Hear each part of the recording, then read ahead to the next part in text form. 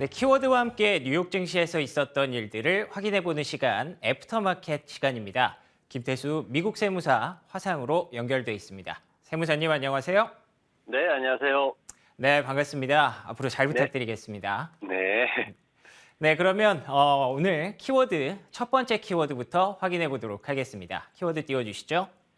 네, 첫 번째 키워드는 2008년 이후 최악입니다. 제가 오프닝에서도 간단히 말씀을 드렸던 부분인데 결국에는 2022년 뉴욕 증시가 2008년 이후 최악이라는 오명을 쓰게 됐는데요. 세무사님 어떤 내용들이 준비가 돼 있을까요? 네, 맞습니다. 2008년 이후 최악인데, 보면은 이제 기술주인 나스닥 같은 경우에는 33.1%나 급락하는 모습을 보였죠. 그리고, 이게 이제 뭐 한 해 동안 비교한 거라, 이제 하락장, 우리는 이제 관심이 한 해가 얼마가 아니라 하락장이 어디까지 갔느냐에 대한 문제가 있는 거죠. 그래서 제가 그 차트를 한번 만들어 봤는데, 보시면은 지금 하락이 사실 2008년도에 57.7%까지 빠지는 그런 모습이 있었고, 2020년도에는 35.4%나 빠졌습니다. 그리고 지금 2022년도에 25.6% 빠졌는데 이게 이제 과연 어디에서 바닥을 다질지 그 부분에 대해서 지금 굉장히 우리가 주목을 하고 있는 그런 상황입니다. 역시 이제 뭐 시장 전반에서는 이제 FOMC를 통해 가지고 계속해서 금리를 끌어올리면서 이제 주식과 채권이 다 무너지는 그런 모습이었고 채권 같은 경우에도 보면은 10년 만기채가 굉장히 빠르게 올랐습니다. 2.33%포인트나 상승을 하면서 3.86%를 기록을 했는데 이것도 역시 1977년 이후에 가장 최대의 어떤 그 연간 상승률을 보였고 2년물과 이제 30년 만기물을 보더라도 1973년 이후에 최대 규모의 증가율을 기록을 했습니다. 그래서 채권 시장 같은 경우도 안 좋은 게 뭐냐면 우리가 항상 보는 게 장단기 국채 수익률 스프레드를 보거든요. 그래서 이게 마이너스로 가면 경기 침체다 그러는데 지금 보시면은 지난해에 7월 4일 독립기념일 이후에 6개월째 계속 마이너스권에 머무르고 있는 더 심화되는 이런 모습을 볼 수가 있어서 좀 불안감을 더 키우고 있는 모습입니다. 이런 전반적인 상황들에 대해 가지고 보케 캐피탈 파트너스의 이제 킴 포레스트라는 투자 책임자는 뭐라고 했냐면은 4분기 실적 시즌이 다가옴에 따라서 기업 이익이라든가 경제라든가 어떤 소비라든가 이런 것들에 대한 불안감이 좀 더 가중되고 있다. 그러면서 앞으로 적어도 6개월 동안은 불안한 분위기를 조성을 할 것이다. 이렇게 주장을 하고 있기 때문에 좀 주의가 필요할 것 같습니다. 네, 알겠습니다. 결국에는 2022년 증시는 조금 안 좋았지만 사실 투자자분들이 조금 더 궁금해하시는 건 2023년에 대한 전망일 수 있거든요. 2023년에 월가에서 기관 투자가들이 전망하는 증시에 대한 전망들을 좀 듣고 싶은데요. 네, 여러 가지 이제 얘기들이 나오고 있습니다. 그런데 이제 어쨌든 미국이 경기 침체에 들어갈 거냐 하는 부분, 그건 결국은 지난 12월 연준이 이제 FOMC를 통해 가지고 5.25%까지도 금리를 올릴 수 있다. 지금 이렇게 신호를 줬기 때문에 그 부분이 과연 어떻게 나올지가 굉장히 궁금합니다. 그래서 대부분의 이제 전문가들은 일반적으로 말하는 게 상반기에 불황에 빠질 것이다. 그리고 늦 여름이나 초가을쯤 돼가지고 이걸 다시 되돌릴 것이다. 지금 이렇게 얘기하고 있거든요. 그러면서 이제 주식시장이 경제 흐름에 좀 선행을 하기 때문에 아마도 우리는 1분기쯤 해가지고 어쩜 2분기 그 사이에 저점이 나타날 것이다. 저점을 테스트할 것이다. 이렇게 지금 전망들을 하고 있습니다. 근데 이제 부정적인 해석 쪽에서 이제 나오는 얘기를 보면은 아직 더 많이 하락해야 된다 이런 얘기를 하는 분들이 있는데 이제 CFRA 쪽에서 나오는 얘기를 보면은 2차 세계대전 이후에 인플레이션이 6%를 넘었을 때마다 침체와 약세장이 상당 기간 지속이 되었다. 그렇기 때문에 그 흐름을 봤을 때는 아직 더 많이 하락을 해야 된다. 이렇게 또 부정적으로 하신 분들도 있고 반면에 이제 찰스 수왑의 이제 리젠이라는 그런 분 같은 경우에는 하는 얘기가 지금 미국 경제의 어떤 그런 리세션에 대한 부분은 일반적인 리세션이 아니라 롤링 리세션이다. 이제 롤링 리세션이라는 거는 미국이 1960년, 61년 해가지고 나타났던 상황인데 실업률이 그렇게 올라가질 않아요. 그러면서 이제 리세션이 일정 부분에 짧게 이렇게 나타나는 상황인데 어쩌면 우리는 그 국면에 있다. 그러면서 이제 지금 실업률이 굉장히 낮죠. 그리고 소비도 어느 정도 그래도 유지가 되고 있고 그렇기 때문에 롤링 리세션이기 때문에 2023년도 하반기에는 우리가 기대를 해봐도 좋다. 또 이렇게 긍정적으로 해석을 하는 분들이 있습니다. 어쨌든 지금 보면은 미국의 어떤 기업들의 순이익이 어디로 갈 것인가에 대해서 다들 이제 실적 발표 시즌이기 때문에 관심을 가지게 되거든요. 그래서 제가 이제 그 표를 하나 가져와 봤는데 S&P 500 기업들 평균적으로 매출은 5.3% 증가할 것이고 순이익은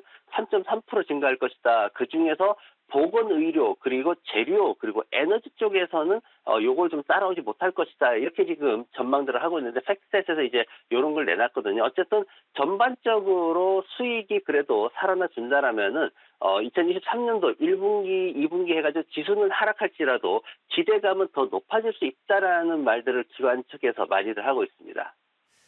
네, 알겠습니다. 여전히 경기 침체가 정말 올 것인지부터 시작해서 경기 침체 폭은 얼마나 진행이 될 것인지에 대한 투자자들의 의구심이 아직까지는 해소되지 않은 모습이고요.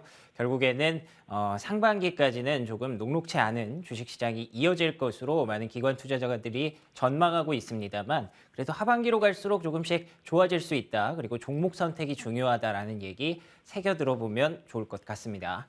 자, 그러면 두 번째 키워드, 제가 준비한 키워드 한번 확인해 보겠습니다. 자, 두 번째 키워드는 PER이 한 자리라면, 그러니까 퍼가 한 자리라면 괜찮지 않을까라는 접근 방법인데요. 지난 2008년 이후에 최악의 부진으로 2020년, 22년 뉴욕 증시가 기록이 됐습니다만 그래도 연초와 다르게 내년에는 조금 반등할 것이라는 얘기도 심심치 않게 들리고 있습니다. 그럼에도 불구하고 연초에 그 녹록치 않은 장을 극복해내려면 뭔가 좀 다른 방법이 필요하지 않을까 해서 접근법을 종목적으로 집중해보는 그런 전략인데요. 말씀드린 대로 2008년 이후 최악의 증시였다는 2022년, 다만 2023년은 좋아질 것이다. 하지만 출발은 또 그렇지 않을 것이다 라는 전망들이 나오고 있습니다. 보시다시피 찰스 슈왑에서는 내년은 긍정적 전망을 가져가고 있으나 초기에는 변동성이 지속될 것이다 라고 얘기를 하고 있고요. 그리고 또 블랙록에서는 금리 인하가 하반기에나 가능하지 않을까라는, 그렇기 때문에 높은 금리는 아마 내년 상반기까지 지속될 것이다 라는 전망을 내놓고 있습니다. 그리고 록펠러 패밀리 오피스에서는 경기 침체 가능성이 매우 높다라고 얘기를 하고 있는 그런 상황인데요. 그렇기 때문에 이제 투자자들은 하반기에 반등을 노리는 저평가 종목들로 접근하는 전략이 가능할 것으로 CNBC에서는 전망을 내놨습니다. 그래서 일부 종목들에게는 지금부터는 이제 기회가 될 수 있다는 얘기를 하면서 종목들의 선택 기준을 밝혔는데요. 팩트셋에 기반해서 저평가 주식들을 선별했고요. 기준은 총 3가지입니다. 첫 번째 기준은 12개월 포워딩 PER이 10 미만인, 그러니까 한 자릿수인 저평가 종목들을 선정을 했고요. EPS 성장이 10% 이상 기대되는 종목들을 두 번째 기준으로 포함을 시켰습니다. 그리고 마지막으로는 월가의 목표가 대비해서 상승 여력이 10% 이상인 종목들을 나열했는데요. 자, 종목 보시면 총 11개의 종목이 나열이 되어 있습니다. 시그니처뱅크, 글로벌 페이먼츠, 차터 커뮤니케이션, 포드폭스 EOG, 그리고 유나이티드 렌탈, 풀티그룹, 헌팅턴 뱅크셰어스, PNC 파이낸셜 서비스, 하트포드 파이낸셜 서비스 그룹 등이고요. PER 순으로는 간단히 말씀드리면 시그니처 뱅크, 풀티그룹, 그리고 포드 같은 종목들이 가장 낮게 집계가 되고 있습니다. EPS 증가율이 높을 것으로 기대되는 종목들은요. 보시다시피 시그니처 뱅크, EOG, 유나이티드 렌탈, 그리고 헌팅턴 뱅크셰어스 등이 나열이 되고 있고요. 마지막으로 목표가 대비 상승 여력이 높은 종목 시그니처 뱅크, 글로벌 페이먼츠, 그리고 차터 커뮤니케이션 순으로 꼽히고 있는데요. 자, 세무사님, 이 PER 밸류에이션 중심의 종목 선택 어떻게 연초에 개인 투자자분들에게 좋은 전략이 될 수 있을지, 그리고 또 이 업종별로도 조금 갈리는 것 같은데 연초에 어떤 업종을 좀 보고 계신지도 궁금하네요. 네, 퍼에 대해서 이제 우리가 해석을 좀 잘 해야 되는데, 퍼가 낮다라는 게 이제 일반적으로 주당 순이익에 비해서 주가가 낮게 형성되어 있다, 이제 이렇게 해석을 하죠. 근데 요걸 이제 말을 살짝 뒤집어 보면은, 영업 환경이 굉장히 안정되어 있음에도 불구하고 주가가 올라가는 데 있어서 이 상승을 억압하는 다양한 변수들이 존재한다라는 그런 뜻으로 해결이 될 수 있습니다. 근데 다양한 변수들이라는 게 사실 그중에서 제품에 관한 게 이제 가장 크거든요. 일종의 쉽게 말해서 이제 고인물처럼 그렇게 꾸준히 판매가 되는 경우가 대부분인데 신제품 혹은 어떤 새로운 서비스로 인해 가지고 시장의 혁신적인 성장을 각인시킬 수 있어야만 정체된 주가가 움직이기 시작하는 게 바로 퍼주식입니다. 그래서 저 퍼주식이 이제 우리가 단순히 보면 어떤 가치주 투자에 대한 요즘 이제 가치주 투자 많이 나오거든요. 그래서 가치주 투자에 대한 문제로 보일 수도 있지만 실제로는 성장성에 대한 투자이기 때문에 과연 얼마나 성장성을 줄 수 있는가가 바로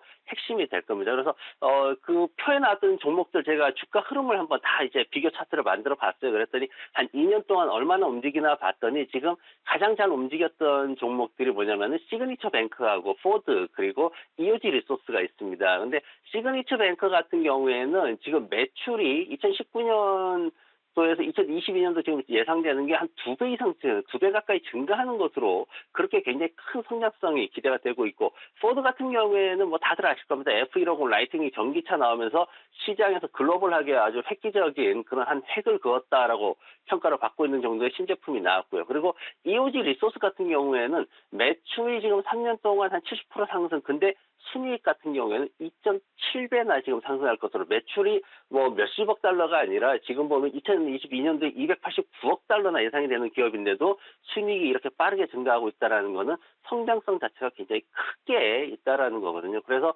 어떤 새로운 성장 동력을 가져다줄 신제품 그리고 신서비스로 인해서 매출을 늘려주고 순이익을 늘려줄 수 있는 이런 상황들이 저퍼주의 접목이 된다라면은 급등을 기대해 볼 수도 있는 그런 상황들이 진행될 겁니다. 다만 이제 이런 거를 할 때 이제 기준이 좀 필요하거든요. 그래서 포드가 전기차 1위 기업인 테슬라의 틈새를 노려가지고 획기적인 어떤 제품을 내놨듯이 시장 1위 기업들과 비교될 만큼의 그 정도의 파급 효과를 줄 수 있는 그런 이슈를 몰이를 한다라면은 우리가 흔히 알고 있는 원형 바닥형이라든가 이런 차트를 그리면서 급등할 수 있는 기회를 가져볼 수 있을 겁니다. 네, 알겠습니다. 단순히 밸류에이션만 볼 수는 없겠죠. 아무래도 올해는 또 성장이 조금 희소해질 수 있는, 성장을 조금 더 원할 수 있는 그런 장이 될 것으로 보이기 때문에 결국에는 성장성이 가장 중요하다라는 관점 들어볼 수 있었습니다. 자, 그러면 마지막 키워드 한번 확인해 보겠습니다. 자, 마지막 키워드는 불일치의 합리화인데요. 사실 한국말로도 조금은 이해하기 어려운 그런 내용입니다. 어떤 내용일까요? 네, 2022년도에 주식시장이 왜 떨어졌냐라는 얘기를 하게 되면은 뭐 러시아 전쟁이 있었고요, 경기 침체, 뭐 연준의 금리 인상 이런 얘기들을 많이 합니다. 근데 이런 것들 때문에 우리가 2023년도를 걱정을 하는데, 근데 이제 주식시장에는 다양한 투자자들이 있죠, 다양한 입장들이 있습니다. 근데 요걸 이제 조금 다르게 보는 이들이 있어가지고 그 얘기를 좀 해드리려고 합니다.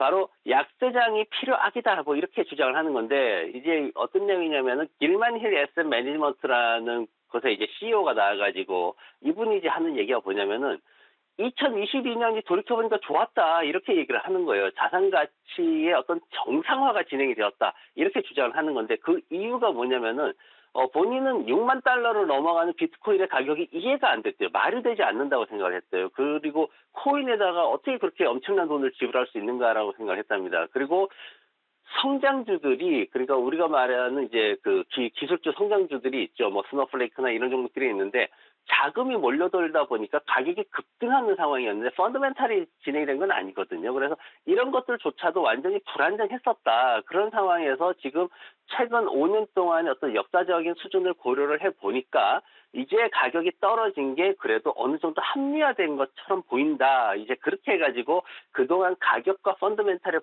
불일치가 가격이 하락하면서 합리화되었다라는 그런 이제 주장을 펼쳤습니다.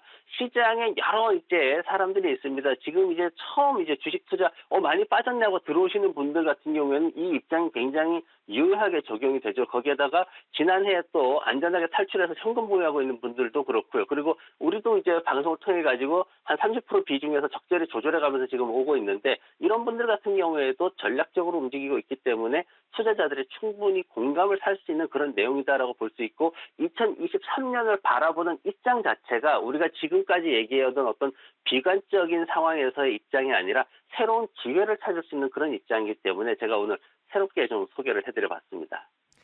알겠습니다. 불일치의 합리화, 그러니까 펀더멘털과 시장의 기대감이 불일치하고 있었던 것이 2022년 약세장을 통해서 이제는 어느 정도 좀 맞아 들어간다는 그런 의미였던 것 같은데요. 그렇다면 이제 올해 나열해 주신 그런 이슈들 중에서 우리가 좀 가장 중요하게 살펴봐야 될 이슈가 뭐가 있을까요? 네, 첫 번째가 이제 성장주냐 가치주냐 얘기 요즘 굉장히 많이 하고 있죠. 저는 이제 성장주를 선호하는 입장입니다. 그리고 2023년도에 에너지 관련한 거에 대해 가지고 또 얘기가 많고, 그리고 마지막으로 2023년도에는 M&A 관련해서 인수합병 관련해서 다양한 이슈들이 많이 생길 것으로 기대를 하고 있습니다. 먼저 성장주냐 가치주냐, 제가 이제 그 비교 차트를 하나 가져와 봤습니다. 지금 이제 다우지수와 S&P 500 지수, 나스닥 지수가 어떻게 움직이냐를 봤는데, 어차피 시장 지수들은 3대 지수는 수렴과 확산을 반복하면서 그렇게 움직이는 성향을 가지고 있습니다. 그래서 근데 이제 우리가 성장주를 얘기할 때 말씀드렸던 스노우플레이크나 뭐 펠로톤이나 이런 주식을 가지고 우리가 성장주를 얘기를 하면은 이건 단순히 투자금이 유입이 된 거지 어떤 뭐 큰 뭔가가 있는 건 아직은 아니거든요. 그래서 시장에서 정말 탄탄하게 사업을 영위하고 있는 성장주들이 뭐냐 보니까 엔비디아, 넷플릭스, AMD 이런 종목이고, 그리고 이제 시장에서 가치주는 그럼 어떤 거냐 봤더니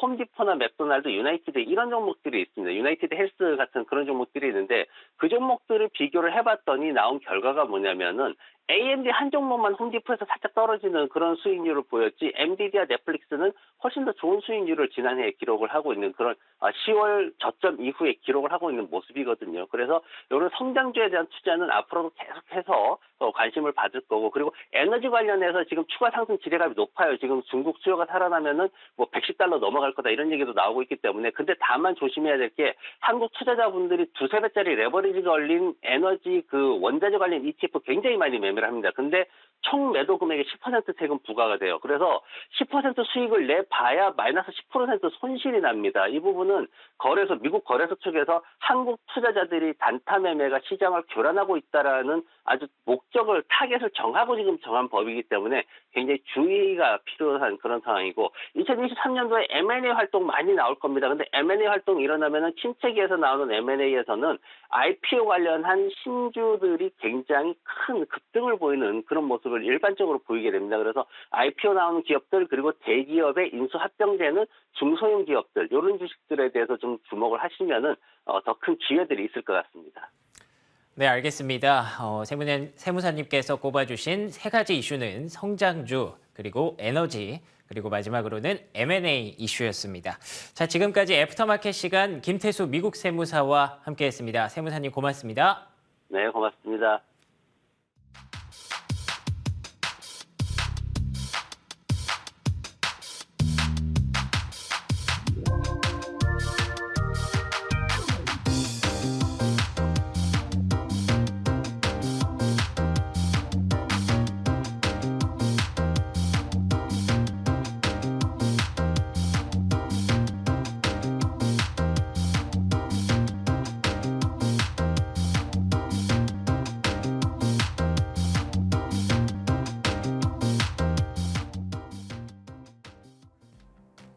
현지 시간 12월 30일 금요일장 마감 상황 전해드리겠습니다. 2022년의 마지막 거래일이었던 금요일, 아쉽게도 소폭 하락한 채 마감했습니다. 연말에 거래량이 크게 줄면서 장중에 한산한 모습을 보였는데요. 시장 움직였던 주요 이슈들 자세하게 짚어드리겠습니다. 이제는 작년이 된 2022년 미국 뉴욕 증시는 2008년 세계 금융위기 이후 최악의 성적표로 마감하게 됐습니다. 다우지수는 8.8% 내려가서 그나마 3대 지수 중에서 가장 선방했고요. S&P 500 지수는 19.4%, 나스닥 지수는 33.1% 급락했는데요. 특히 빅테크 종목들이 큰 타격을 입었습니다. 뉴욕 증시 최고 대장주인 애플은 연고점 대비 29% 하락한 채 마감했고요. 테슬라는 한 해 동안 65%가량 폭락했고, 아마존 역시 연고점 대비 절반 가까이 하락했습니다. 변동성이 큰 약세장, 그리고 끈끈한 인플레이션, 연준의 공격적인 긴축, 그리고 지정학적인 우려가 시장에 타격을 준 것이죠. 이제는 기업들이 잠재적으로 임박한 침체에 어떻게 대응할 것인지에 따라서 달려있다는 분석이 나옵니다. 이번에 섹터 종목별 흐름 확인해 보도록 하겠습니다. 에너지 섹터가 상승했고 나머지 섹터들이 대부분 약세를 보였습니다. 에너지 섹터는 올해 58% 가까이 상승했는데 이날도 역시나 에너지주만 뛰어오르는 모습이었죠. 기술 섹터와 커뮤니케이션 섹터는 나름 선방하는 모습이었고요. 반면에 부동산과 유틸리티 섹터가 1%가량 하락했습니다. 종목별로도 자세히 확인해 보겠습니다. 마이크론 테크놀로지 소식부터 보겠습니다. 마이크론은 1.1% 하락했는데요. 아거스 리서치에서 앞으로 심각한 영업 손실이 발생할 가능성이 높다면서 투자 의견을 매수에서 보유로 하향 조정했기 때문입니다. 니콜라는 9.6% 급락했습니다. 대규모 전환사채 발행 계획을 밝혔기 때문인데요. 올 한 해 7억 달러가 넘는 현금을 소진한 가운데 이번 전환사채 발행으로 부채 부담이 커질 수 있다는 우려가 나옵니다. 미국 제약사인 TG 테라퓨틱스는 3거래일 연속 급등했습니다. FDA에서 TG 테라퓨틱스의 불이은비를 다발성 경화증 치료제로 승인했다는 소식 때문이었습니다. 테슬라 소식도 확인해 보도록 하겠습니다. 테슬라는 이날 1%가량 상승했는데요. 캐시우드가 최근 테슬라 주식을 22,500주 이상, 그러니까 300만 달러 규모를 매수한 것으로 알려졌습니다. 할리버튼은 S&P 500 중 CNBC가 꼽은 4분기에 가장 높은 성과를 낸 종목으로 꼽혔습니다. 지난 3분기에 좋은 실적을 발표하면서 약 54.7%의 큰 상승률을 기록했는데요. 이날은 1%가량 상승했습니다. 반면에 S&P 500 중 CNBC가 꼽은 4분기에 가장 실망스러운 실적을 발표한 종목은 아마존이었는데요. 한 분기 동안 무려 27.6%나 하락했습니다. 다음은 국제유가 확인해 보도록 하겠습니다. 올해 WTI는 약 5달러, 그러니까 6.7%가량 급등했는데요. 마지막 거래일까지 반등하는 모습을 보였습니다. 국제유가는 2% 넘게 상승해서 80달러 선에서 거래를 마쳤습니다. 암호화폐 시장의 경우에는 한 해 동안 혹독한 겨울을 보냈습니다. 비트코인은 연초 대비 60% 정도 하락해서 16,000달러 선으로 미끄러졌고요. 또 이더리움의 경우에도 60% 넘게 하락해 1,200달러를 하회했습니다. 다음은 주요 경제 일정들 소개해드리도록 하겠습니다. 이번 주 월요일은 뉴욕 증시가 휴장하니까 확인해 주셔야겠고요. 금요일에는 미국의 12월 고용보고서가 발표됩니다. 연준의 12월 FOMC 의사록도 수요일에 발표되니까 확인해 주시면 좋겠습니다. 작년 2022년 뉴욕 증시에는 연말 산타랠리가 없었습니다. 앞으로는 어떤 흐름 보일지 지켜봐야겠습니다. 지금까지 뉴욕 증시 마감 시황 전해드렸습니다.